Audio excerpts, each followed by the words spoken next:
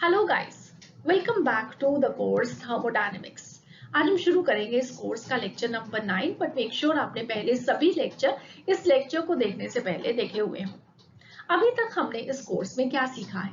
हमने सबसे पहले सीखा कि एक थर्मोडायनेमिक सिस्टम क्या होता है, उसकी सराउंडिंग्स क्या होती हैं और उन दोनों के बीच में क्या प्रेजेंट होता है, एक बाउंड्री। उसके बाद हमने सीखा कि सिस्टम और सराउंडिंग्स के बीच में दो तरह की एक्सचेंज पॉसिबल है, एक है मैटर और एक है एनर्जी। फिर हमने एनर्जी को डिटेल में डिस्कस करना शुरू किया कि एक्सचेंज ऑफ एनर्जी दो फर्दर तरह से हो सकती है, and that is heat and work. इसके साथ साथ हमने एक बहुत इंपॉर्टेंट टर्म सीखी, that is internal energy of the system. तो internal energy of the system हम एब्सोल्युटली मेजर नहीं कर सकते हैं, तो हम क्या मेजर करते हैं? Change in internal energy of the system. और ये चेंज इन इंटरनल एनर्जी एक लिंक है between heat and work of the system and the surrounding. तो ये तीनों कैसे एक दूसरे के साथ लिंक्ड हैं, ये आज हम इस लेक्चर में सीखने वाले हैं। कैसे सीखने वाले हैं? वेल, एक लॉ है जो कि इन तीनों को कनेक्ट करेगा, और वो लॉ है फर्स्ट लॉ ऑफ थर्मोडायनेमिक्स। तो आज हम इस फर्स्ट लॉ ऑफ थर्मोडायनेमिक्स को सीखेंगे। और भी बहुत सारे लॉज हैं जो कि हमें इस कोर्स में सीखने हैं, तो आज पहला लॉ हम डिस्कस करने वाले हैं। और ये एक बहुत ही सिंपल लॉ है, और ये एक ऐसा लॉ है जिसे आप लोग अपनी जूनियर क्लासेस में भी पढ़ चुके हैं। रियली? यस। आप लोगों ने कभी ना कभी ये जरूर पढ़ा होगा कि energy can neither be created nor be destroyed, it can only be converted from one form into the other. ना तो हम एनर्जी को क्रिएट कर सकते हैं, प्रोड्यूस कर सकते हैं, ना ही उसे खत्म कर सकते हैं, सिर्फ उसको एक फॉर्म से दूसरे फॉर्म में कन्वर्ट करते हैं। तो और इसके बहुत सारे आपने एग्जाम्पल्स भी सड़े होंगे, जैसे कि सन की एनर्जी है, वो प्लांट्स लेते हैं, प्लांट्स लेके फूड बनाते हैं, वो फूड हम खाते हैं, तो वो एनर्जी हम तक पहुंचती है, उस एनर्जी से हम बहुत सारा काम करते हैं, एंड सो ऑन, राइट। तो ये बहुत सारे एग्जाम्पल्स में आपने इस लॉ को पढ़ा है। और वहां पे आपने कौन सी टर्म्स में इस लॉ को पढ़ा? Law of conservation of energy. Physics में क्लास 11th में आप बहुत सारा मैकेनिक्स स्टडी करते हो, और वहां पे आपने बहुत ज्यादा फ्रिक्वेंटली स्टडी किया है कि एक स्टोन है जो कि बहुत हाइट पे पड़ा है, उस हाइट से उसको नीचे फेंकते हैं तो क्या होता है? जब वो हाइट पे होता है तो उसके पास पोटेंशियल एनर्जी होती है, जब उसको नीचे फेंकते हैं तो वो पोटेंशियल एनर्जी काइनेटिक एनर्जी में कन्वर्ट होनी शुरू होती है, और finally before it touches the ground वो सारी पोटेंशियल एनर्जी काइनेटिक एनर्जी में कन्वर्ट हो जाती है। इसका मतलब है कि ना तो एनर्जी क्रिएट हुई ना डिस्ट्रॉय हुई, सिर्फ पोटेंशियल एनर्जी से काइनेटिक एनर्जी में कन्वर्ट होगी। तो ये सब क्या है? ये सब क्या है? First law of thermodynamics. तो हमारे पास बहुत सारी डेफिनेशंस है फर्स्ट लॉ ऑफ थर्मोडायनेमिक्स की, तो आज हम उन डेफिनेशंस को देखेंगे, और फिर थर्मोडायनेमिक सिस्टम जो कि हम गैसीय सिस्टम को स्टडी कर रहे हैं, उसके रिलेशन में हम इसको कैसे यूज करते हैं वो आज हम स्टडी करने वाले हैं, जो कि आपकी अगेन पूरी थर्मोडायनेमिक स्टडी के लिए बहुत ज्यादा इंपॉर्टेंट है। तो चलिए आज का लेक्चर शुरू करते हैं। मैं हूं डॉक्टर रितु जौहर, आपकी educator from the channel H2O the A to Z of chemistry, and I hope कि आप ये कोर्स मेरे साथ एंजॉय कर रहे हैं और आज का लेक्चर भी करने वाले हैं। तो चलिए आज की पढ़ाई शुरू करते हैं। सो फर्स्ट लॉ ऑफ थर्मोडायनेमिक्स को हम law of conservation of energy भी कहते हैं, और इसे सबसे पहले किसने दिया था? मेयर एंड हेल्महोल्ट्ज ने इन द ईयर 1840। तो हमारे पास बहुत सारी डेफिनेशंस हैं फर्स्ट लॉ ऑफ थर्मोडायनेमिक्स की, जहां जहां पे भी हम law of conservation of energy को अंडरस्टैंड कर सकते हैं, वेल वो सब डेफिनेशंस इस लॉ के अंडर पुट की गई हैं, राइट। तो अब हम उनमें से कुछ डेफिनेशंस को देखते हैं, अंडरस्टैंड करते हैं।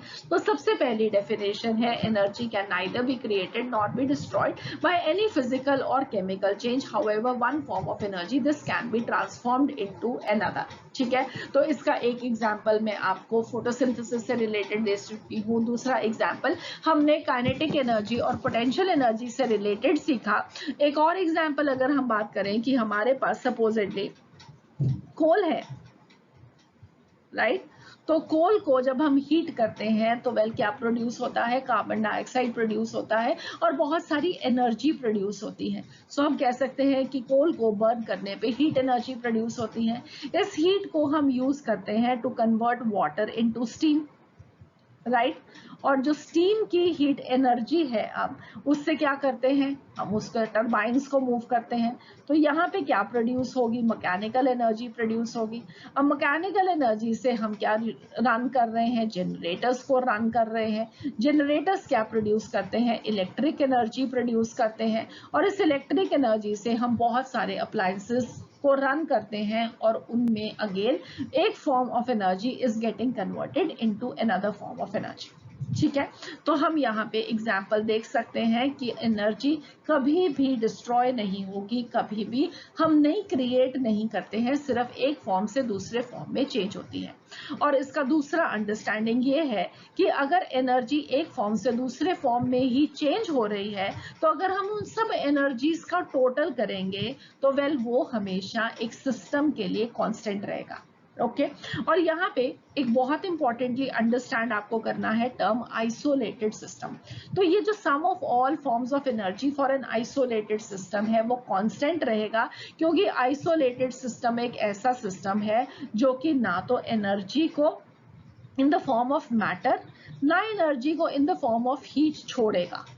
ठीक है, तो जो भी इसके अंदर एनर्जी है, चाहे वो मैटर के फॉर्म में है चाहे वो हीट के फॉर्म में है, वो इसके अंदर ही रहेगी।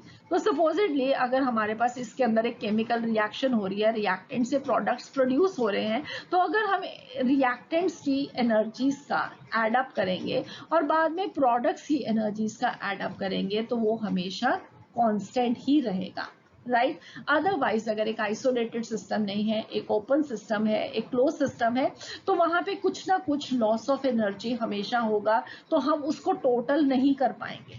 ठीक है, मगर एक आइसोलेटेड सिस्टम में जहां पे कोई भी एनर्जी का लॉस नहीं होता है, वहां पे अगर हम सम करेंगे सारी फॉर्म ऑफ एनर्जीज का तो वो हमेशा कांस्टेंट रहेगा।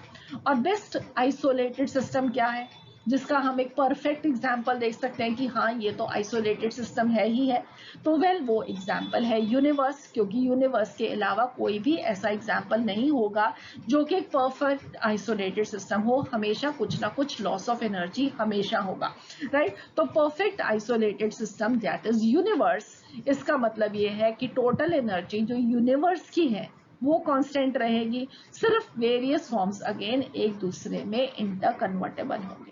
ठीक है, अब आपने क्लास 11 की स्टार्ट में एक लॉ को स्टडी किया था, that was law of conservation of मास।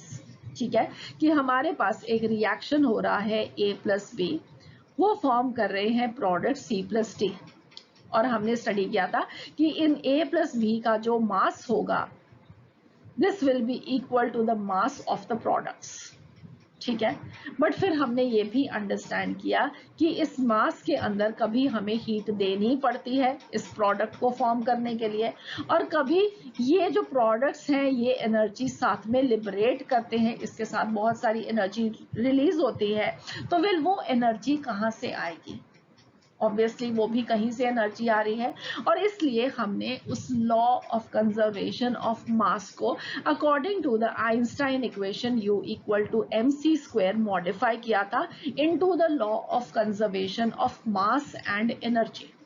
और वहां पे हमने अंडरस्टैंड किया कि जो सम टोटल है मास का and energy of the universe that will remain constant. ठीक है, though they are going to be interconvertible, U will be equal to mc square, right। तो जितनी भी मास का लॉस होगा उसको अगर हम वेलोसिटी के स्क्वायर से मल्टीप्लाई करेंगे तो वेल हमें उतनी ही एनर्जी मिलेगी जो कि सिस्टम जनरेट कर रहा है। ठीक है, सो ये हो गया law of conservation of mass and energy. उसके बाद क्योंकि अब हम थर्मोडायनेमिक प्रोसेसेस को स्टडी कर रहे हैं, हम मशीन्स की अंडरस्टैंडिंग कर रहे हैं कि कैसे गैसियस सिस्टम्स मशीन्स को रन कर सकते हैं, कैसे गैसेस अपनी एनर्जी के साथ पिस्टन को अप एंड डाउन मूव कर सकते हैं, तो वेल हमें इस थर्मोडायनेमिक की डेफिनेशन को मशीन्स के लिए भी यूज करना चाहिए। तो वहां पे हम क्या कहते हैं कि it is impossible to construct a perpetual motion machine. अब इसका क्या मीनिंग हुआ? It is impossible to construct a perpetual motion machine. Well, इसका मीनिंग ये है कि हम कोई भी ऐसी मशीन को नहीं बना सकते जो कि काम करेगी मगर एनर्जी को कंज्यूम ही ना करे। ठीक है, तो हम कोई भी ऐसी मशीन को नहीं बना सकते जो कि बिना एनर्जी को कंज्यूम करे काम करे। और उसका बेस्ट एग्जाम्पल क्या है? हम अपनी ही बॉडी को अगर देख लें, अगर हमें खाना नहीं मिलेगा तो हम काम नहीं कर पाएंगे। खाना हमें क्या दे रहा है? एनर्जी दे रहा है। एनर्जी मिलेगी तो हमारा सिस्टम वर्क करेगा। ठीक है, so I hope this is clear कि हम कोई भी ऐसी मशीन नहीं बना सकते जो कि काम करेगी विदाउट कंज्यूमिंग एनर्जी। सो ये कुछ डेफिनेशंस है for the first law of thermodynamics. अब हम इसको अंडरस्टैंड करते हैं फॉर द गैसियस सिस्टम, कैसे हमने वर्क डन को, हीट को, इंटरनल एनर्जी को आपस में रिलेट करना है with this first law.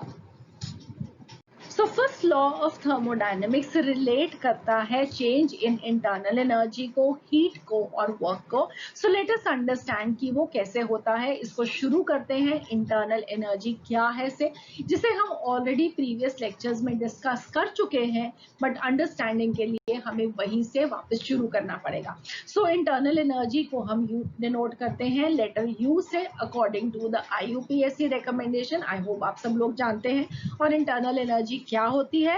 Well, total energy inherently stored in a system because of the atoms, the ions, the molecules in various forms like potential energy, kinetic energy, nuclear energy, chemical energy. This is called as the internal energy और the intrinsic energy. So meaning क्या हुआ कि एक system है, system किससे बना हुआ होगा? उसमें कुछ मैटर होगा, चाहे वो लिक्विड हो, सॉलिड हो या गैस हो, राइट? और सॉलिड, लिक्विड, गैसेस किससे बने हुए होते हैं? एटम्स, आयंस, मॉलिक्यूल्स से।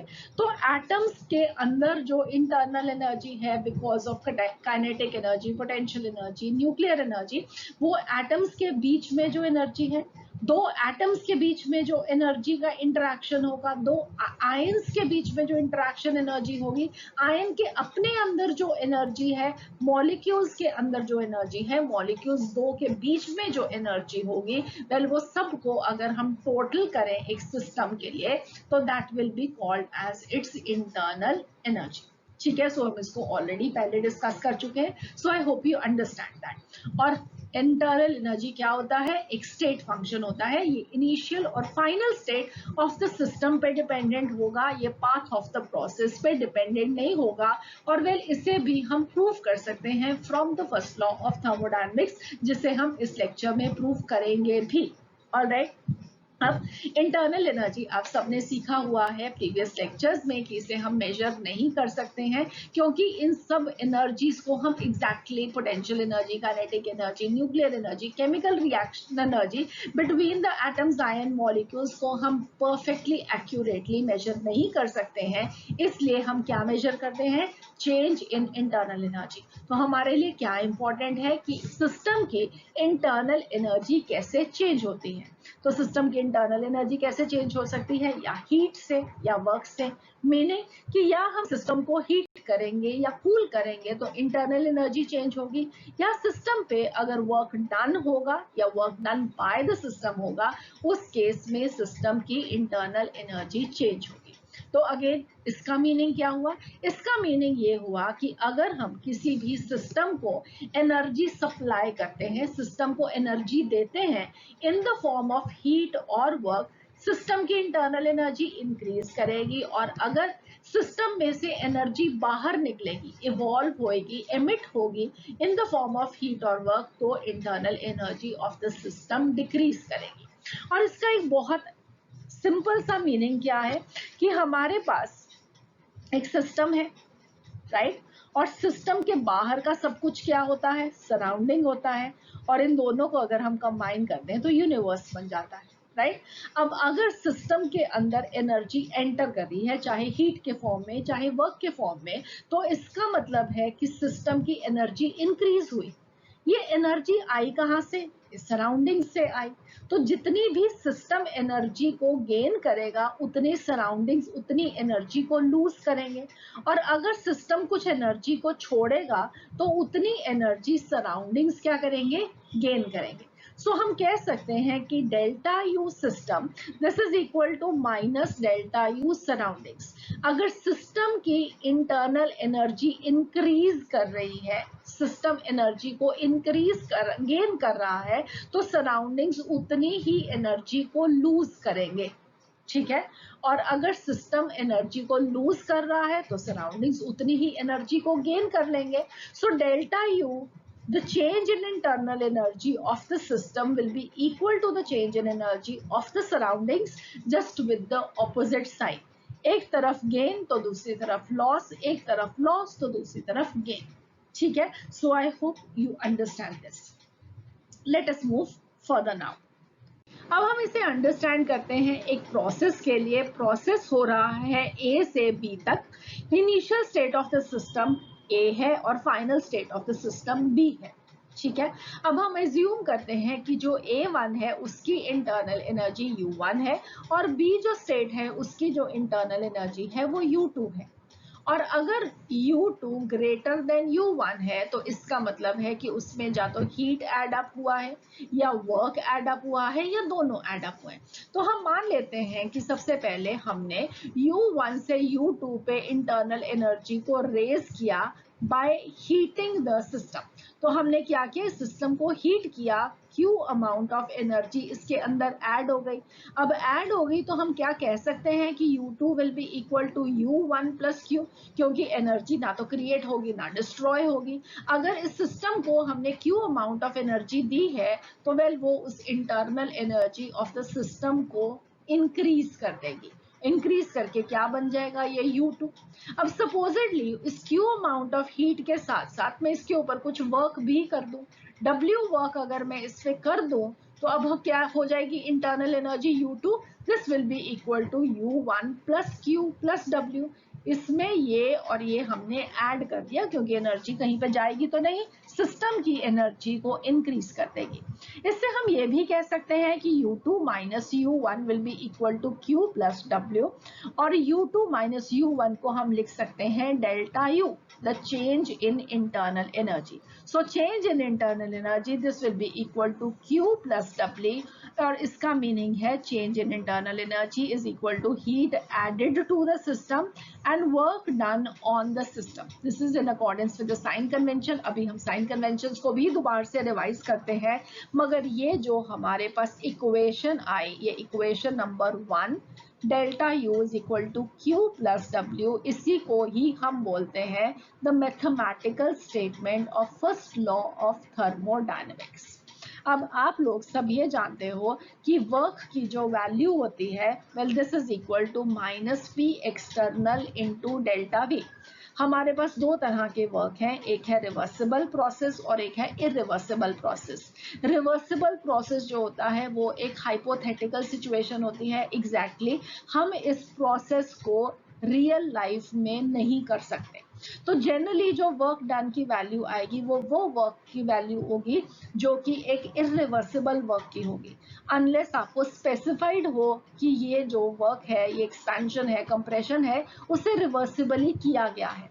तो वर्क की जो वैल्यू आई that will be equal to minus P external into delta V, जो हमने वैल्यू डिराइव की थी फॉर इरिवर्सिबल वर्क। ठीक है, तो अब हम इस इक्वेशन में अगर इसकी वैल्यू पुट करेंगे तो हमारे पास क्या आ जाएगी, well delta U this is equal to Q minus P external into delta V. तो again this is another form of the mathematical statement of the first law of thermodynamics. So first law relate कर रहा है internal energy को, heat और work को। तो यहाँ पे इनके जो साइन कन्वेंशंस हैं वो बहुत इंपॉर्टेंट हैं, जो कि आपको याद रखने हैं। सबसे पहली चीज जो इंटरनल एनर्जी है of N ideal gas, this is dependent only on its temperature. अगर एक सिस्टम का टेम्परेचर इंक्रीज करेगा, और सिस्टम क्या है, ideal gas, just remember this, ये आइडियल गैस के लिए है। तो अगर हमारे पास एक आइडियल गैस है, उसका टेम्परेचर इंक्रीज करेगा तो उसकी इंटरनल एनर्जी इंक्रीज करेगी, अगर टेम्परेचर डिक्रीज करेगा तो इंटरनल एनर्जी डिक्रीज करेगी। इसका मीनिंग ये है कि अगर टेम्परेचर को इंक्रीज करेंगे तो delta U will be positive, क्योंकि delta U is U final minus U initial, and delta U will be negative if the temperature is going to decrease. अब आइडियल गैस क्या होती है? वेल, आइडियल गैस के लिए हमारे पास एक ideal gas equation है, PV इक्वल टू nRT। अब यहाँ पे अगर हमारे पास एक क्लोज सिस्टम हो तो again number of moles of the gas constant हो जाएंगे। R कांस्टेंट हो जाएगा तो टेम्परेचर किससे रिलेटेड रहेगा? प्रेशर और वॉल्यूम की चेंजेस पे, राइट? और सपोजिटली यहाँ पे हमारे पास एक ऐसा प्रोसेस हो जिसमें प्रेशर इंक्रीज करे, वॉल्यूम इंक्रीज करे, तो पीवी इंक्रीज करेगा, तो इसका मतलब है टेम्परेचर भी इंक्रीज करेगा। और टेम्परेचर अगर इंक्रीज करेगा तो हमने क्या पढ़ा? Delta U is positive. ठीक है, अगर इसका ऑपोजिट हो जाएगा, प्रेशर वॉल्यूम एक प्रोसेस में डिक्रीज करेंगे तो टेम्परेचर डिक्रीज करेगा, तो delta U will be negative.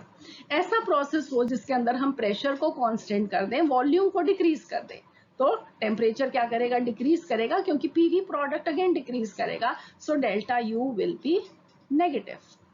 अगर हम वॉल्यूम को कांस्टेंट रख दें, प्रेशर को इंक्रीज कर दें, तो क्या होगा? वेल, टेम्परेचर इंक्रीज करेगा, so delta U will be positive. So I hope अब आप लोगों को इस एग्जांपल्स के साथ स्टडी समझ में आया कि डेल्टा यू कहाँ पे पॉजिटिव होगा, डेल्टा यू कहाँ पे नेगेटिव होगा। आप उसको अपने प्रोसेस में पीवी चेंजेस के अकॉर्डिंगली अंडरस्टैंड कर सकते हैं। ओके, अब हीट और वॉल्यूम और सॉरी हीट एंड वर्क वो किसके साथ रिलेटेड है? अगेन वो चेंज इन इंटरनल एनर्जी के साथ रिलेटेड है, तो इनके जो साइंस भी होंगे वो भी इंटरनल एनर्जी के साथ ही रिलेटेड होंगे। इसका मीनिंग ये है कि अगर हम एक सिस्टम को एनर्जी सप्लाई करें, सिस्टम को एनर्जी सप्लाई करें तो कैसे सप्लाई कर सकते हैं? इन द फॉर्म ऑफ हीट और वर्क। तो हीट सप्लाई करेंगे तो सिस्टम की इंटरनल एनर्जी इंक्रीज करेगी। इंटरनल एनर्जी का साइन पॉजिटिव है, जब वो इंक्रीज करेगा तो Q और W का साइन भी पॉजिटिव हो जाएगा। इसका मीनिंग क्या हुआ? हीट एब्जॉर्ब करेगा सिस्टम तो Q positive, work done on the system तो वर्क विल बी पॉजिटिव। और दूसरी साइड पे अगर एक सिस्टम ऐसा हो जिसमें हम एनर्जी को बाहर निकाल रहे हो, एनर्जी उसमें से सिस्टम में से निकल रही हो इन द फॉर्म ऑफ हीट और वर्क, तो उस केस में इंटरनल एनर्जी क्या करेगी? डिक्रीज करेगी। डिक्रीज इन एनर्जी का साइन क्या है? नेगेटिव, तो यहाँ पे हीट और वर्क का भी साइन नेगेटिव हो जाएगा। Heat evolved out, Q will be negative, and work done by the system, work will also be negative.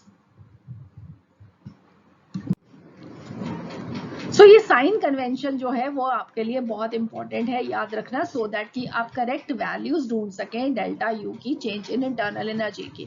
Supposedly internal energy system का चेंज हो रहा है, इंक्रीज हो रहा है या कम हो रहा है हमें नहीं मालूम है, फ्रॉम U1 टू Q2। ठीक है, सो U1 टू U2 करने के लिए हमने क्या किया? इसके अंदर Q अमाउंट ऑफ हीट को सप्लाई किया, तो ये सिस्टम है, इसके अंदर हमने Q अमाउंट को ऐड किया तो साइन कन्वेंशन क्या होगा? पॉजिटिव, तो U2 क्या हो जाएगा? U1 plus Q।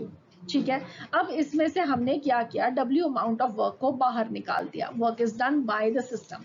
अब वर्क की साइन कन्वेंशन क्या होगी? Negative, right? तो U2 क्या था? U1 plus Q plus W, but अब ये जो वर्क है वो नेगेटिव है, तो आपको इसका नेगेटिव साइन लिखना जरूरी है। आप ये नहीं कर सकते हो कि Q और W दोनों को एड अप कर दो, नो, उसका साइन कन्वेंशन को यूज करते हुए आपने फॉर्मूला में अप्लाई करना है। So U2 will become equal to U1 plus Q minus W, और delta U will come up as Q minus W। तो हम लिख सकते हैं कि change in internal energy will be equal to heat added to the system minus work done by the system. ठीक है, I hope you understand this. हम इसको एक एग्जाम्पल के साथ भी अंडरस्टैंड कर रहे हैं कि सपोजिटली आप सिस्टम हो, आपके पास 100 रुपीज है। ठीक है, तो ये आपके U1 की वैल्यू कितनी होगी? 100 रुपए। इसके अंदर मेरा नाम है Q, आपको 100 रुपए देती हूँ। ठीक है, जब मैंने आपको 100 रुपए दिए तो आपके 100 रुपए बढ़ जाएंगे, राइट? और अब आप मेरे को अपने किसी फ्रेंड W को कुछ पैसे देने हैं, मान लेते हैं 50 रुपीज देने हैं।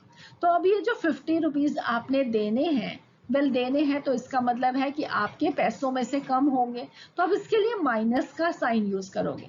अगर आपके फ्रेंड ने भी आपको पैसे देने होते तो आप ऐड करते, मगर अब आपको देने हैं तो आप इसको माइनस करोगे, तो ये आपने माइनस कर दिए, और आपके पास अब टोटल कितने पैसे हो जाएंगे? 100 प्लस 100 200 माइनस 50, सो 150। और कितने पैसे बढ़ गए अब आपके, वो आप कैसे ढूंढोगे, U2 minus U1, delta U will be equal to 50। ठीक है, अब अगर हम इसको इस तरीके से देखें, delta U equal to U2 minus U1, well Q amount add हुआ था, 100 रुपए बढ़े थे और W 50 बाहर निकल गए। सो अगर मैं इसको Q और सिर्फ W की टर्म्स में लिखूं तो वेल क्या हो गया, ये Q ऐड हुआ 100 और ये 50 बाहर निकल गए, तो 100 माइनस 50 किया तो मेरे पास डेल्टा U की वैल्यू 50 आ गई। ठीक है, सो ये हमारे पास ये फॉर्मूला आ गया उसके हिसाब से। सो आई होप अब आप लोगों को पैसों के साथ ये समझ में आया कि कैसे हम साइन कन्वेंशन को यूज करेंगे। जब पैसे आपकी जेब में आ रहे हैं तो बढ़ रहे हैं, जब आपकी जेब में से जा रहे हैं तो कम हो रहे हैं, जब आ रहे हैं तो ऐड करेंगे, जब जा रहे हैं तो नेगेटिव साइन आ जाएगा। ठीक है, अब अगेन वर्क के लिए हम क्या पुट कर सकते हैं, P external into delta V with a negative sign. तो अब इस वैल्यू में अगर आप पुट करोगे, जो आपके पास सेकेंड इक्वेशन आई, इसमें जब आप इसको पुट करोगे तो वेल आपके पास क्या आएगा, delta U will equal to Q plus P external into delta V। ठीक है, सो आई होप ये आप लोगों को क्लियर है अब कि क्या है फर्स्ट लॉ ऑफ थर्मोडायनेमिक्स। अब हम इसके कुछ स्पेशल केसेस देखते हैं, स्पेसिफिक प्रोसेसेस के लिए देखते हैं कि ये कैसे चेंज होगा आइसोथर्मल प्रोसेस में, एडियाबेटिक प्रोसेस में, एटसेट्रा कैसे होता है। Let us understand this one by one. So सबसे पहला थर्मोडायनेमिक प्रोसेस जो अभी तक हम डिटेल में स्टडी भी कर चुके हैं, वेल वो है आइसोथर्मल प्रोसेस। सो आइसोथर्मल प्रोसेस में क्या होता है, सिस्टम का जो टेम्परेचर है वो कांस्टेंट रहता है throughout the whole process. इसका मतलब है कि चेंज इन टेम्परेचर कितना होगा, 0, delta T will be equal to 0। और जब डेल्टा T 0 है, well internal energy of the system भी हमने सीखा था कि चेंज नहीं करती, क्योंकि अगर टेम्परेचर चेंज होगा तो काइनेटिक एनर्जी मॉलिक्यूल्स की चेंज होगी और उसके साथ इंटरनल एनर्जी भी चेंज होगी। मगर अगर टेम्परेचर में चेंज नहीं हो रहा तो मॉलिक्यूल्स की काइनेटिक एनर्जी सेम रहेगी और इंटरनल एनर्जी भी सेम रहेगी। सो हम कह सकते हैं कि जब भी एक आइसोथर्मल प्रोसेस होगा, डेल्टा T जब भी 0 होगा, delta U will also B 0। there will be no change in the internal energy of the system. अब आइसोथर्मल प्रोसेस को लास्ट 2 लेक्चर से हम स्टडी करते आ रहे हैं और हमें मालूम है कि आइसोथर्मल प्रोसेस के लिए वेल हमारे पास इरिवर्सिबल चेंज और रिवर्सिबल चेंज के लिए वर्क डन के डिफरेंट फॉर्मूलाज हैं। सो आइसोथर्मल इरिवर्सिबल चेंज के लिए वेल हमारे पास जो पहला एक्सप्रेशन है फर्स्ट लॉ थर्मोडायनेमिक्स का, वो तो सेम ही रहेगा, delta U is equal to Q plus W। But अब यहाँ पे डेल्टा U 0 है, इसका मतलब है Q will be equal to minus W। और W की वैल्यू क्या होती है एक आइसोथर्मल इरिवर्सिबल प्रोसेस के लिए, minus P external into delta V। So minus और माइनस मल्टीप्लाई होके पॉजिटिव हो जाएंगे। So we will have Q to be equal to P external into VF minus VI, where VF is the final volume and VI is the initial volume of the system. तो external pressure को change in volume से जब हम multiply करेंगे, that will be equal to work heat that will be supplied to the system। ठीक है, I hope this is clear. और अगर एक रिवर्सिबल चेंज होगा तो उसके लिए वर्क डन की वैल्यू क्या थी, well that was minus 2.303 nRT log of VF over VI। तो Q की वैल्यू क्या हो जाएगी, अगेन डेल्टा U 0 होगा तो Q will be equal to minus W और minus again positive, so Q will be equal to 2.303 nRT log of VF over VI। और अगर हम इसको प्रेशर की टर्म्स लिखेंगे तो that will B PI over PF। ये वैल्यूज की कैसे आई वर्क डन की, इसे हम डिटेल में अंडरस्टैंड कर चुके हैं पिछले 2 लेक्चर्स में। सो इन केस आपको ये अंडरस्टैंडिंग नहीं है तो आपको पिछले 2 लेक्चर्स को देखना होगा इसको अंडरस्टैंड करने के लिए। ठीक है, तो यहाँ पे VF और VI final volume, initial volume, PI PF initial pressure और final pressure of the system. So ये है हमारे पास first law of thermodynamics for an isothermal process. Delta U यहाँ पे 0 होगा। सो नेक्स्ट प्रोसेस है हमारे पास एडियाबैटिक प्रोसेस। और एडियाबैटिक प्रोसेस जब हम थर्मोडायनेमिक प्रोसेसेस के बारे में इनिशियल लेक्चर्स में अंडरस्टैंड कर रहे थे तो हमने ये सीखा था कि एडियाबैटिक प्रोसेस वो प्रोसेस है जिसके अंदर कोई भी हीट का एक्सचेंज नहीं होता between the system and the surrounding during any step of the process. DQ is zero. ना तो सिस्टम के अंदर हीट एंटर कर सकती है ना सिस्टम में से हीट बाहर जा सकती है, राइट? तो इसका मतलब है कि ऐसा system this remains completely insulated from the surroundings, या आप कह सकते हो कि this is an example of an isolated system.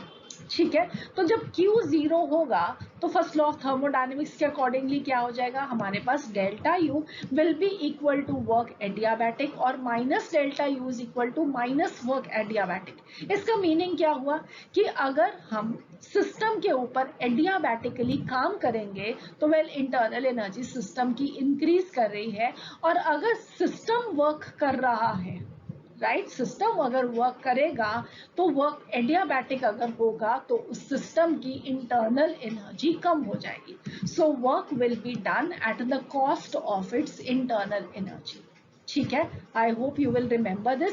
बाकी डिटेल्स अभी हमें एडियाबैटिक प्रोसेस को बिल्कुल जैसे हमने आइसोथर्मल प्रोसेस को डिटेल में डिस्कस किया था वैसे ही हमें एडियाबैटिक प्रोसेस को भी डिटेल में डिस्कस करना है और उसे एक आइसोथर्मल प्रोसेस के साथ कंपेयर भी करना है। सो ये एक बहुत इंपॉर्टेंट डिस्कशन है, मगर उसे हम अभी कुछ लेक्चर्स के बाद करेंगे। उससे पहले अभी और काफी कुछ हमें सीखना है। ठीक है, सो आई होप आप लोग इन लेक्चर्स को क्लोजली फॉलो करोगे, कोई भी लेक्चर मिस नहीं करोगे, सो दैट कि आपका कोई भी कंसेप्ट मिस नहीं हो। सो नेक्स्ट हमारे पास है आइसोकोरिक प्रोसेस। और आइसोकोरिक प्रोसेस कब होता है, जब वॉल्यूम सिस्टम की कांस्टेंट रहेगी। सो इसका मीनिंग क्या है कि कोई भी वॉल्यूम चेंज नहीं होगा between the system and the surrounding during any step of the process. और इसका मतलब क्या है कि आइसोकोरिक प्रोसेस के लिए डेल्टा V जीरो है। अब डेल्टा V को P से मल्टीप्लाई कर दो, P डेल्टा V, जीरो से किसी भी चीज को मल्टीप्लाई करेंगे तो आंसर जीरो रहेगा। P डेल्टा V जीरो है तो वर्क क्या होगा, वर्क भी जीरो होगा because work is equal to minus P delta V। So work is zero in an isochoric process. तो हम आइसोकोरिक प्रोसेस के वर्क डन को इसका मतलब डिटेल में डिस्कस नहीं करेंगे क्योंकि यहाँ पे वर्क होता ही नहीं। जब भी वॉल्यूम में चेंज नहीं होगा pressure volume work that will be equal to zero. ठीक है, सो अब हम लिख सकते हैं according to the first law क्या हो जाएगा, delta U will be equal to QV। अब ये V क्यों लिखा है, well this signifies heat supplied at constant volume. जब भी हम एक सिस्टम को हीट सप्लाई करेंगे कांस्टेंट वॉल्यूम में, वेल वो क्या करेगा, उस सिस्टम की इंटरनल एनर्जी को चेंज कर देगा। ठीक है, सो इसका कंक्लूड कैसे कर सकते हैं, if a reaction is carried out at constant volume then no work is done and heat exchange with the surrounding will be equal to the change in internal energy. So next process है हमारे पास isobaric process. तो isobaric process कौन सा process होता है, वो process जिसके अंदर प्रेशर कांस्टेंट रहता है, that means no pressure change will be occurring between the system and the surrounding during any step of the process. और डेल्टा P इस प्रोसेस के लिए क्या होगा, well that will be zero. अब क्या आप एक ऐसा प्रोसेस बता सकते हैं जिसके अंदर प्रेशर कांस्टेंट रहता है, जिसे आपने स्टडी किया हो, तो वेल आप लोगों ने इरिवर्सिबल प्रोसेस को पढ़ा है, आपने रिवर्सिबल प्रोसेस को पढ़ा है। रिवर्सिबल प्रोसेस वो था जो कि बहुत सारे स्टेप्स में होता था और हर स्टेप पे एक्सटर्नल प्रेशर चेंज कर जाता था in accordance with the internal pressure. तो इसका मतलब है रिवर्सिबल प्रोसेस वो प्रोसेस है जिसके अंदर जो प्रेशर है वो क्या होगा, वेरिएबल, राइट। मगर इरिवर्सिबल प्रोसेस वो प्रोसेस है जिसके अंदर एक्सपेंशन हो या कंप्रेशन हो, that will be against a constant external pressure. तो इरिवर्सिबल प्रोसेस कैसा प्रोसेस बन गया, वो बन गया एक आइसोबारिक प्रोसेस। अब अगर एक ऐसा प्रोसेस हो और उसके अंदर वॉल्यूम चेंज हो रहा हो फ्रॉम V1 टू V2 और Q amount of heat absorb हो रही हो, राइट, तो हम इसके अंदर वर्क डन क्या कह सकते हैं, वेल एक्सपेंशन वर्क होगा बाय द सिस्टम और work will be equal to minus P delta V। ठीक है, अब हमें मालूम है कि delta U this is equal to Q plus W, या हम लिख सकते हैं Q will be equal to delta U minus W. अब इसके अंदर अगर हम इस W की वैल्यू को पुट करें तो क्या आएगा? Well this will be equal to delta U minus P delta V और delta U plus P delta V। अब यहाँ पे हमने इसको QP लिखा है, तो ये QP क्या हुआ? Heat supplied at a constant pressure. अभी हमने पहले देखा heat supplied at a constant volume isochoric process में, अब ये क्या आ गया? Heat supplied at a constant pressure. Okay, अब ये डेल्टा यू क्या होता है? U2 minus U1 final system internal energy minus initial system internal energy. So हमने इसको लिखा U2 minus U1 plus P delta V को लिख दिया V2 माइनस V1। अब इसको हमने सिंप्लीफाई किया तो हमारे पास ये क्या आएगा? U2 plus PV2 minus U1 plus PV1। और ये जो U2 प्लस PV2 है इसको हमने लिखा है H2, और ये U1 प्लस PV1 इसे हमें लिखा है H1। अब ये H2 और H1 क्या है? वेल ये है enthalpies of the system in the final and the initial state। अब ये enthalpy वर्ड क्या है इसके बारे में अभी हमें डिटेल में डिस्कशन करनी है, सो मैं इसको यहीं पे रोकूंगी। मैं यहाँ पे इसके बारे में और कुछ नहीं बताने वाली हूँ, एक्सेप्ट कि आप ये याद रखो कि हमने एक ये इस तरीके से एक्सप्रेशन को डिराइव किया। दोबारा से जब हम इंथैल्पी को स्टडी करेंगे तो अगेन इसको रिवाइज करते हुए आगे बढ़ेंगे कि इंथैल्पी क्या होता है। ठीक है, अभी हम सिर्फ फर्स्ट लॉ ऑफ थर्मोडायनेमिक्स पे ही फोकस करते हैं। सो हमारे पास क्या आया? वेल एक आइसोबारिक प्रोसेस के अंदर प्रेशर कांस्टेंट रहेगा और कांस्टेंट प्रेशर पे जो हीट होती है that is going to be equal to actually delta H. Delta H meaning the final enthalpy of the system minus the initial enthalpy of the system, या it will be equal to delta U plus P delta V। ठीक है, सो ये कुछ चीजें हैं जो कि हमने याद की। अब हम एक क्वेश्चन करते हैं और उसके अंदर देखते हैं कि वेल कि हमने जो कुछ सीखा अभी तक उसमें से हमने क्या गेन किया। सो जो क्वेश्चन है मेरे पास, वेल वो क्वेश्चन क्या है? What is the sign of delta U Q plus W in the following thermodynamic processes for an ideal gas. और हमारे पास ये 4 ग्राफ है जिन्हें हमें अंडरस्टैंड करना है कि ये कौन से प्रोसेसेस, इनमें डेल्टा यू क्यू और डब्ल्यू की वैल्यू क्या होगी, तो हम इन्हें कैसे करेंगे।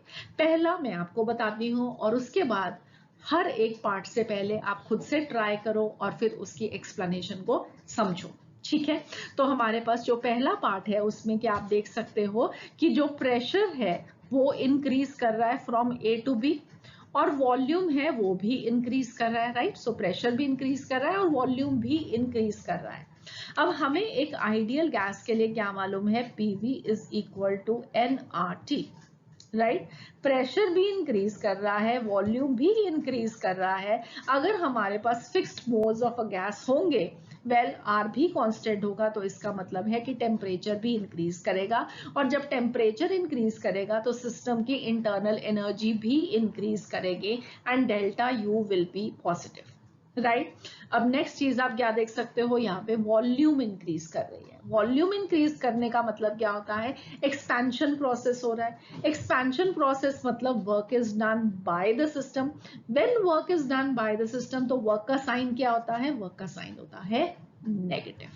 ठीक है, उसके बाद क्या रह गया? हमें Q का साइन बताना है। तो हमारे पास फर्स्ट लॉ ऑफ थर्मोडायनेमिक्स है delta U is equal to Q plus W। अब यहाँ पे W नेगेटिव है, डेल्टा U पॉजिटिव है, तो Q का साइन क्या होना चाहिए सो दैट कि डेल्टा U जो है वो पॉजिटिव आए? वेल Q को W से बड़ा होना होगा और पॉजिटिव होना होगा, तभी डेल्टा U पॉजिटिव आएगा। इसका मतलब Q का साइन क्या होगा? वेल Q का साइन होगा पॉजिटिव। ठीक है, सो आई होप अब आप लोगों को समझ में आया आपको इनको कैसे अंडरस्टैंड करते हुए वेरियस साइंस को लिखना है। चलो अब नेक्स्ट वाला खुद से ट्राई करो और फिर उसके बाद वीडियो को कंटिन्यू करो। अगर अब आप लोगों ने कर लिया है तो लेट अस सी। अब आप यहाँ पे देख सकते हो कि ए से बी जाते हुए प्रेशर इंक्रीज कर रहा है, वॉल्यूम जो है वो चेंज नहीं कर रहा। तो ये कैसा प्रोसेस हो गया? वेल ये हो गया एक आइसोकोरिक प्रोसेस, जहां पे वॉल्यूम कांस्टेंट रहता है। और जहां पे वॉल्यूम कांस्टेंट रहता है, वेल वहां पे delta we, change in volume क्या होगा? जीरो। और जब चेंज इन वॉल्यूम जीरो होगा तो वर्क क्या होगा? Zero, because work is P into delta we, right. तो वर्क क्या हुआ? जीरो हुआ। अब वर्क जीरो है, आप यहाँ पे देख सकते हो कि प्रेशर इंक्रीज कर रहा है, और यहाँ पे प्रेशर इंक्रीज किया, V कांस्टेंट है। तो इसका मतलब है कि PV इंक्रीज कर रहा है। जब PV इंक्रीज करेगा, number of moles of the gas fixed है, R फिक्स्ड है, तो टेम्परेचर इंक्रीज करेगा। टेम्परेचर इंक्रीज करेगा तो internal energy of the system भी इंक्रीज करेगा। So delta U, this will be again positive. ठीक है, अब डेल्टा U पॉजिटिव है, और अगर अगेन आप फर्स्ट लॉ ऑफ थर्मोडायनेमिक्स लगाओगे, delta U positive, W zero है, तो Q का साइन क्या आ जाएगा? पॉजिटिव। ठीक है, positive, and in fact this will be equal to delta U। ठीक है, बिकॉज वर्क इज जीरो। चलो अब नेक्स्ट पार्ट देखते हैं। नेक्स्ट पार्ट में अब आप देख सकते हो कि हमारे पास प्रेशर क्या है? कांस्टेंट है, और वॉल्यूम इंक्रीज कर रहा है। तो ये कौन सा प्रोसेस हो गया? ये हो गया isobaric process. Isobaric process, pressure constant है, वॉल्यूम इंक्रीज कर रहा है। वॉल्यूम इंक्रीज करने का मतलब एक्सपेंशन हो रहा है, work is done by the system. और when work is done by the system, अभी हमने डिस्कस किया, क्या होगा? Work will be negative. Work negative होगा, डेल्टा U पॉजिटिव होगा, और Q भी पॉजिटिव होगा, बिल्कुल जैसे हमने फर्स्ट पार्ट में किया। ठीक है, आई होप क्लियर, कोई प्रॉब्लम नहीं। गुड। नेक्स्ट अब जो ग्राफ है हमारे पास, वो है प्रेशर और टेम्परेचर का ग्राफ। ठीक है, इसमें आप देख सकते हो कि प्रेशर जो है वो इंक्रीज कर रहा है, और टेम्परेचर कांस्टेंट है। जब टेम्परेचर कांस्टेंट होता है तो कौन सा प्रोसेस होता है? वेल वो होता है आइसोथर्मल प्रोसेस। अब N, R और T कांस्टेंट हो गए, P और V के बीच में रिलेशन क्या होगा? Inverse relation. तो प्रेशर जब इंक्रीज करेगा तो वॉल्यूम क्या होगा? सॉरी, उससे पहले delta U, this will be equal to zero, क्योंकि टेम्परेचर जो है वो कांस्टेंट है। टेम्परेचर चेंज नहीं होगा तो internal energy of the system change नहीं होगी। ठीक है, so delta U will be zero. Alright, उसके बाद प्रेशर इंक्रीज कर रहा है, वॉल्यूम डिक्रीज कर रहा है। वॉल्यूम कब डिक्रीज करता है? When work is done on the system, जब कंप्रेशन ऑफ द गैस होगा। तो इसका मतलब है work done on the system, work क्या हो जाएगा? पॉजिटिव। और delta U is equal to Q plus W, से आपके पास Q की वैल्यू क्या आएगी? That will be equal to minus W। So Q का साइन क्या हो जाएगा? नेगेटिव। ठीक है, सो आई होप यहां तक का सारा लेक्चर अब आपको अच्छे से समझ में आ गया। ग्रेट। अब नेक्स्ट प्रोसेस जो हम स्टडी करेंगे वो है एक साइक्लिक प्रोसेस। अब साइक्लिक प्रोसेस क्या होता है? हमने थर्मोडायनेमिक प्रोसेसेस में स्टडी किया था कि ये वो प्रोसेस है जिसके अंदर सिस्टम कुछ सीरीज ऑफ चेंजेस को कंप्लीट करके वापस अपनी ओरिजिनल स्टेट पे पहुंच जाएगा। इसका मीनिंग ये है कि सपोजिटली हमारे पास एक ऐसा प्रोसेस है जिसपे हमें 1 पोजीशन से शुरू कर रहे हैं, उसके बाद वो 2 पे गया, फिर 2 से 3 वाला प्रोसेस हुआ, 3 से 4 पे गया, और फिर 4 से वापस 1 पे आ जाए। तो इनिशियल और final state of the system क्या है? एक साइक्लिक प्रोसेस में सेम है। और अगर हम यहाँ पे स्टेट फंक्शंस की बात करें, राइट, तो स्टेट फंक्शंस क्या होते हैं? स्टेट फंक्शंस वो होते हैं जो कि सिर्फ इनिशियल और final state of the system पे डिपेंडेंट होते हैं, राइट। इसका मतलब है कि अगर हमारे पास एक स्टेट फंक्शन होगा तो वेल उसकी इनिशियल और फाइनल वैल्यू भी सेम होगी, क्योंकि स्टार्टिंग और एंडिंग पॉइंट सेम है। सो उसके अंदर जो चेंज होगी उसको हम जीरो कह सकते हैं। फॉर एग्जाम्पल, अगर हम टेम्परेचर की बात करें तो टेम्परेचर एक स्टेट फंक्शन है, वो सिर्फ इनिशियल और final state of the system पे डिपेंडेंट है। तो सपोजिटली यहाँ पे टेम्परेचर प्रोसेस में जब हमने स्टार्ट किया तो 300 केल्विन था। प्रोसेस के अंदर टेम्परेचर बढ़ा या कम हुआ, बट अल्टीमेटली वापस 1 पे आ गया। 1 पे आया तो 1 पे तो अगेन टेम्परेचर 300 केल्विन ही होगा। तो डेल्टा टी कितना होगा? डेल्टा टी जीरो होगा। सिमिलरली जो इंटरनल एनर्जी है that is also a state function. इसका मतलब क्या है कि साइक्लिक प्रोसेस के लिए delta U will also be zero, right. और फर्स्ट लॉ ऑफ थर्मोडायनेमिक्स से हमें पता है कि delta U is equal to Q plus W. तो डेल्टा यू अगर जीरो हो जाएगा तो इसका मतलब Q will be equal to minus W. ठीक है, so I hope this is clear कि एक साइक्लिक प्रोसेस में जितनी भी हम energy in the form of heat एक सिस्टम को देंगे उतना हम आउट ऑफ दैट वर्क निकाल सकते हैं as work done by the system. In fact अगर हम एक साइक्लिक प्रोसेस करें और उसके अंदर हमें मालूम हो कि कितनी हीट एनर्जी एब्सॉर्ब हो रही है या कितनी हीट एनर्जी एवॉल्व हो रही है, कितना वर्क सिस्टम के अंदर किया जा रहा है, कितना सिस्टम पे वर्क किया जा रहा है, तो वेल उन सब वैल्यूज को कैलकुलेट करके हम हर एक प्रोसेस के लिए डेल्टा यू ढूंढ सकते हैं एंड अल्टीमेटली हम ये देखेंगे कि एक साइक्लिक प्रोसेस में जो डेल्टा यू होगा that will come up as zero. ठीक है, अब यहाँ पे इस कंसेप्ट को और अच्छा करने के लिए हम इसी वाले डायग्राम में कुछ वैल्यूज पुट करते हैं प्रेशर की और वॉल्यूम की, सो दैट की अंडरस्टैंडिंग ज्यादा अच्छी हो जाए। ठीक है, तो हम क्या करेंगे, हमारे पास एक प्रोसेस है जो कि 1 से लेके 2 पे गया, it an constant pressure of 300 pascals, और यहाँ पे 1 से 2 पे जाते हुए वॉल्यूम क्या कर रही है, इंक्रीज कर रही है फ्रॉम 20 टू 60। इसका मतलब है ये क्या है, ये है एक एक्सपेंशन प्रोसेस और ये हो रहा है कांस्टेंट एक्सटर्नल प्रेशर पे। सो ये क्या होगा, एक इरिवर्सिबल एक्सपेंशन हो रही है। ठीक है, और क्योंकि ये कांस्टेंट प्रेशर है इसलिए हम इसको एक आइसोबारिक प्रोसेस भी कह सकते हैं। नेक्स्ट उसके बाद 2 से 3 पे गए, 2 से 3 क्या हो रहा है, प्रेशर डिक्रीज कर रहा है 300 से 100 पास्कल्स पे, मगर वॉल्यूम कांस्टेंट रह रही है एट 60 मीटर क्यूब। इसका मतलब क्या हुआ, वेल ये कैसा प्रोसेस हो गया, ये हो गया आइसोकोरिक प्रोसेस क्योंकि वॉल्यूम में चेंज नहीं आ रहा। ठीक है, उसके बाद 3 से 4, 3 से 4 जाते हुए अगेन प्रेशर कांस्टेंट है 100 पास्कल्स पे, 60 से 20 वॉल्यूम हो रही है, वॉल्यूम कम हो रही है, तो ये है एक कंप्रेशन जो कि एक कांस्टेंट प्रेशर पे हो रही है, अगेन एक इरिवर्सिबल कंप्रेशन होगी यहाँ पे, और ये भी कैसा प्रोसेस हो गया, अगेन एक आइसोबारिक प्रोसेस।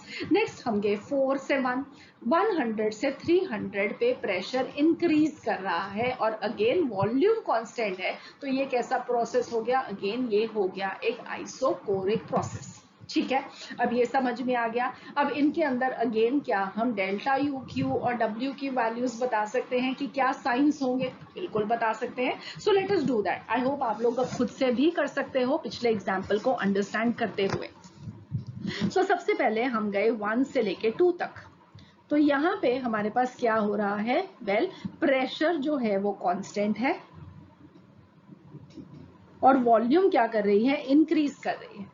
वॉल्यूम इंक्रीज कर रही है, पीवी इक्वल टू एनआरटी से क्या होगा, टेम्परेचर इंक्रीज करेगा, टेम्परेचर इंक्रीज करेगा तो delta U will be positive. ठीक है, राइट। उसके बाद हमें वर्क बताना है, तो वर्क क्या होगा यहाँ पे, क्योंकि वॉल्यूम इंक्रीज कर रही है इसका मतलब एक्सपेंशन हो रहा है, work is done by the system, तो यहाँ पे वर्क क्या होगा, नेगेटिव। इनफैक्ट हम यहाँ पे वर्क की वैल्यू भी कैलकुलेट कर सकते हैं क्योंकि हमें प्रेशर और वॉल्यूम भी गिवन है कि कितना है, तो कितना वर्क होगा, वेल हमें ये मालूम है कि work is equal to minus P into delta V. तो प्रेशर कितना है 300, डेल्टा वी कितना होगा 40, माइनस लगाया तो this will be minus 12,000 joules, ये होगा वर्क डन। ठीक है, इसको हम और किस तरीके से भी ढूंढ सकते हैं, एरिया अंडर द ग्राफ से भी ढूंढ सकते हैं। सो this will be the area under the graph, this will B work done. ठीक है, आई होप ये आपको क्लियर है। उसके बाद हम नेक्स्ट प्रोसेस किस पे गए, हम गए 2 to 3 पे। सॉरी, हमने यहाँ पे Q नहीं बताया, Q कितना होगा, तो Q कितना होगा हमें मालूम है, delta U is equal to Q plus W, right. हमें डेल्टा यू की वैल्यू पॉजिटिव चाहिए, वर्क नेगेटिव है, तो Q should be greater than W and it should have a positive sign, right. अब नेक्स्ट हम गए 2 से 3 पे, 2 से 3 पे delta V this is 0, so work done will be 0, agreed.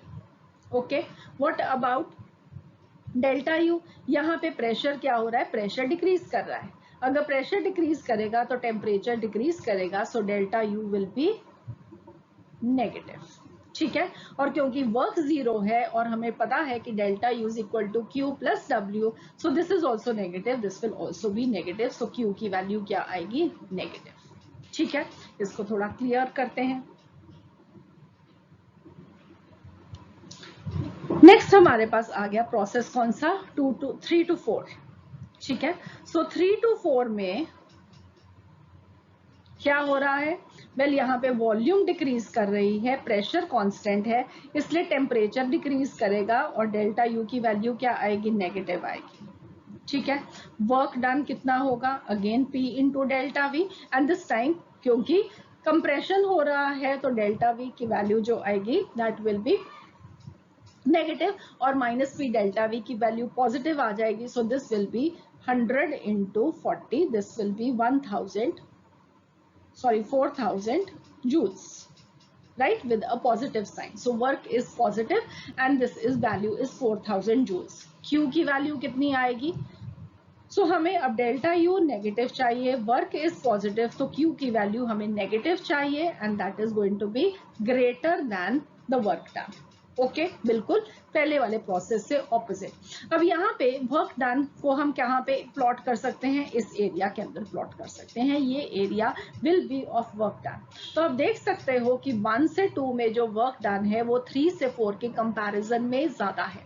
So 1 to 2 work done, if it is W1, this is going to be greater than work done in W2, जिसको हम ये वाले को W2 कह सकते हैं, ये वाला 0 है, और नेक्स्ट वाले के अंदर अगेन ये कांस्टेंट वॉल्यूम होगी तो work done will be again 0, यहाँ पे भी वर्क 0 होगा। ठीक है, और यहाँ पे डेल्टा यू क्या होगा, वेल यहाँ पे प्रेशर इंक्रीज कर रहा है, टेम्परेचर इंक्रीज करेगा, तो delta U will be positive and Q will B also positive. ठीक है, आई होप आप लोगों को ये सब क्लियर हो गया। अब यहाँ पे दोबारा से कुछ चीजें हैं जो कि मैं बताना चाहती हूँ, पर let me clear this out so that कि कोई भी कंफ्यूजन नहीं हो।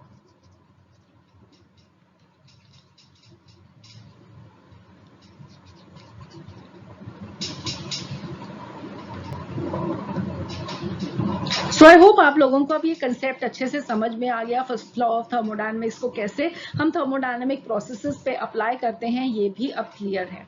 ऑल राइट, सो अभी 1 to 2 प्रोसेस में जो वर्क डन आया था उसकी वैल्यू थी -12,000 जूल्स, यहाँ पे 0, इसको चलो W2 कह देते हैं, इसको हम W3 कह देते हैं, यहाँ पे जो वैल्यू आई थी दैट वाज 4,000 जूल्स, और W4 यहाँ पे दिस इज ऑल्सो 0। अगर अब आप इसका टोटल करोगे, टोटल वर्क डन इसमें कितना होगा, that will be equal to W1 plus W2 plus W3 plus W4। इसकी वैल्यू कितनी आएगी, this will be -12,000 plus 0 plus 4,000 plus 0, so this will be equal to -8,000 joules. So total work done यहाँ पे 0 नहीं है, right. So this means, well, what is work? Work is a path function. क्योंकि on the cyclic process, work done has not been 0, so work is a path function. ठीक है, अब similarly, क्योंकि delta U is 0, work की value is -8,000 joules, अगर आप first law of thermodynamics को लगाओगे तो Q की वैल्यू कितनी आएगी, well this should be 8,000 joules with a plus sign. ठीक है, I hope this is clear. तो Q भी यहाँ पे क्या होगा, एक पाथ फंक्शन, एक स्टेट फंक्शन नहीं होगा। Q and W, they are path functions. The change in internal energy, this is a state function which you have to remember always. This is a very important result that we can understand from a cyclic process.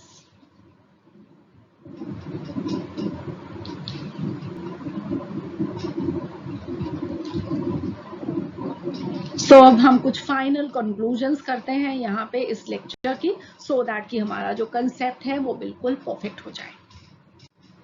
सो आपको अब याद क्या रखना है, well आपको याद ये रखना है कि जो इंटरनल एनर्जी है वो किस पे डिपेंडेंट है, वो सिर्फ इनिशियल और final state of the system पे डिपेंडेंट है।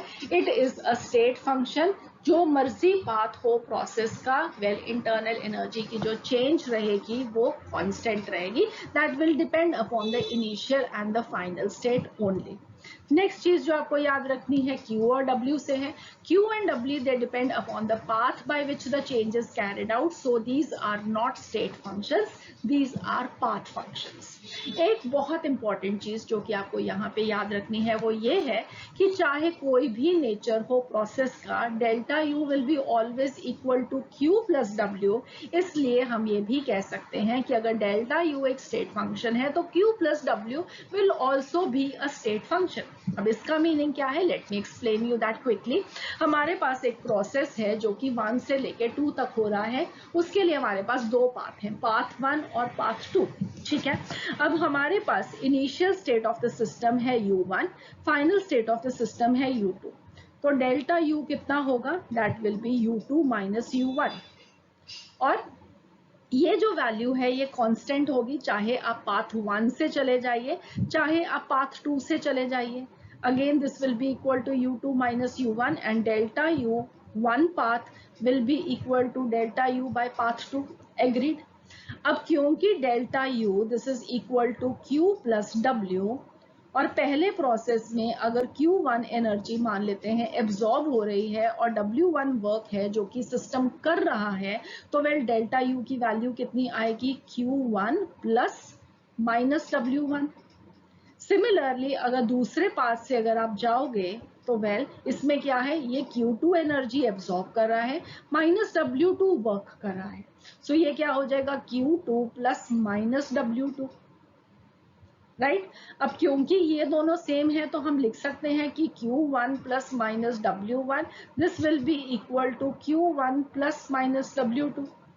जनरलाइज करेंगे तो हम लिख सकते हैं कि इस प्रोसेस में जितने भी हीट और वर्क का चेंज है that will be equal to heat and energy change in the other process also. इन दोनों का सम सेम रहना है. ठीक है. सम सेम है तो इसका मतलब ये है कि वो सिर्फ इनिशियल और final state of the system पे डिपेंडेंट है, इसलिए वो एक स्टेट फंक्शन है. ठीक है. आई होप आप लोगों को ये क्लियर है. अब दूसरी चीज एक और जो यहाँ से हम डिराइव कर सकते हैं, मैं I have tried my level best कि आपको जो भी एग्जामिनेशन में क्वेश्चन आ सकते हैं इस कंसेप्ट से रिलेटेड, उन सब की जो थ्योरी है वो आप लोगों को बहुत अच्छे से क्लियर हो. राइट. अब इस प्रोसेस के अंदर अगर आप देखो कि वर्क डन कितना होगा, पहले वाले प्रोसेस में वर्क डन कितना होगा, ये एरिया अंडर द ग्राफ. ठीक है. सो ये सारा वर्क डन हो जाएगा. दूसरे केस में वर्क डन कितना होगा, ये वाला area under the PV graph, अगर ये प्रेशर हो और ये वॉल्यूम हो. एग्रीड. अब work done in path 1 is going to be greater than in work done in path 2. Right. और दोनों ही केसेस में delta U is same. Right. Delta U की वैल्यू सेम है तो इसका मतलब है कि delta U will be equal to Q1 plus W1 and delta U will be equal to Q2 plus W2. अब अगर ये सेम है, W1 is greater than W2, इसका मतलब क्या है कि Q2 should be greater then Q1. Q2 should be greater than Q1. So again ये important results हैं कि अगर एक प्रोसेस दो पाथ से कंप्लीट हो रहा है, अगर एक में वर्क डन ज्यादा है तो दूसरे के अंदर जो हीट एनर्जी होगी that will be more. Right. So I hope you will remember all of these very important results. So that would be all for this lecture. I hope आप लोगों ने ये लेक्चर मेरे साथ एंजॉय किया, आप लोगों को सब कुछ अच्छे से समझ में आ गया. और अब आप क्या चाहते हैं, वेल अभी तक हमने इस कोर्स में बहुत सारे न्यूमेरिकल्स नहीं किए हैं और फर्स्ट लॉ ऑफ थर्मोडायनेमिक के रिलेटेड आज मैंने आपको कोई भी न्यूमेरिकल नहीं दिखाया.